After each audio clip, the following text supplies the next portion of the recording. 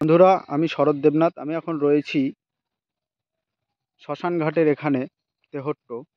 তো এই দেখো, এখানে কাশফুল ফুটেছে, তোমাদের সামনে তুলে ধরলাম। এইবার আগাবো শ্মশানের দিকে। এই শ্মশানের এখানে চারিদিকেই জঙ্গল ছিল। আগে মানুষের এত আনাগোনা ছিল না, এখন যেই পরিমাণ মানুষের আনাগোনা আছে। তারপরে এখানে তোমার সেই সময় কাঠে মরা পোড়ানো হতো, চুল্লিটা কাঠেরই ছিল। এখন সেটাকে ইলেকট্রিসিটির মাধ্যমে ইলেকট্রিক চুল্লি করে দেওয়া হয়েছে। কাঠে পোড়ানো এখানে আর হয় না। আর এই যে এখানে সজলধারা রয়েছে, তো জল বের হয় কি না, জল বের হয় না, পুরোটাই বন্ধ। আর এই যে শ্মশানের চিত্রটা দেখো,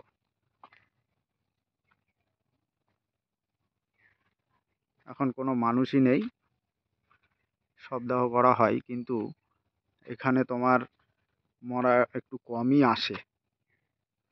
আর ওই যে ঘরটা রয়েছে, ওখানটায় তোমার হচ্ছে আগে মরাগুলো রাখা হতো, আর ওই সাইডে গিয়ে পোড়ানো হতো। এখন এই ঘরের ভিতর দিয়ে চুল্লিতে পোড়ানো হয়।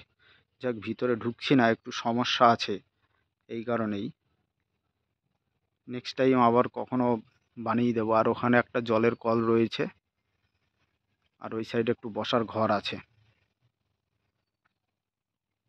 কেমন লাগলো ভিডিওটা জানিও।